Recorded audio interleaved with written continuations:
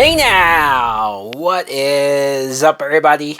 My name is Mike Brown, aka Review King MB, and I just got back from the theaters after seeing Saw X, aka Saw 10. I can't believe there's been 10 Saw movies. Back in the day when these were first coming out, I used to rewatch every Saw film for Halloween to get ready for the new one. And now it's been so many years that it's just like, man, it's trippy to go back to this franchise, and especially with this particular film that is taking place in the previous sort of canon of the Saw movies.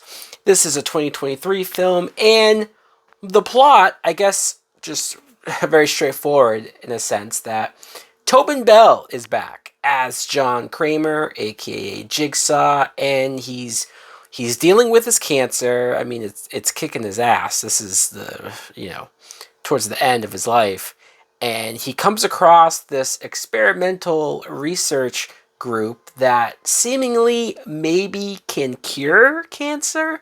It's not on the books, it's not necessarily legal, but it might just work. He gets in contact with them, and of course, things don't go like they should, and so this gives Jigsaw perfect candidates, perfect targets to go after, to play a game. Now, what I thought of Saw X was, I like this movie. I did. This Saw film, it's matured compared to some of the Saw sequels, some of the Saw movies in the series, especially the later ones that seem to only care about the traps, only care about the gore, and only care about, hey, you want to see something really gross? Here you go.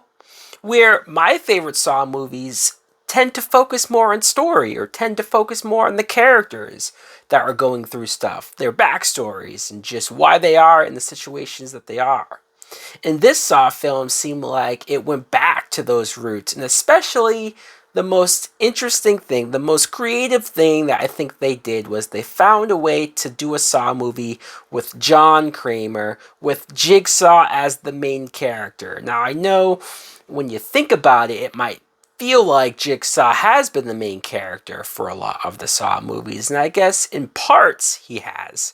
But as far as being the actual lead, as far as being the person that we follow from beginning to end and having a journey and having his own, like we're seeing him do stuff, not in flashback. This is in real time of how he gets the victims or the people that he wants to go after. It's a unique take. It's a unique sort of direction that this movie decided to do. And also, it reminded me, like the story part of it, reminded me a little bit of Saw 6, which I think story-wise is one of the stronger Saw movies, as far as the insurance company that was taking advantage of people and not really helping them or cutting them off when they needed them the most. This, far more of a dirty scheme, but similar vein of people who just don't care about the people in need, don't care about the people who are trying to get help from them, and so they're the perfect victims. They are probably the worst people that deserve to happen what happens. I mean, we can debate on whether or not they deserve to die.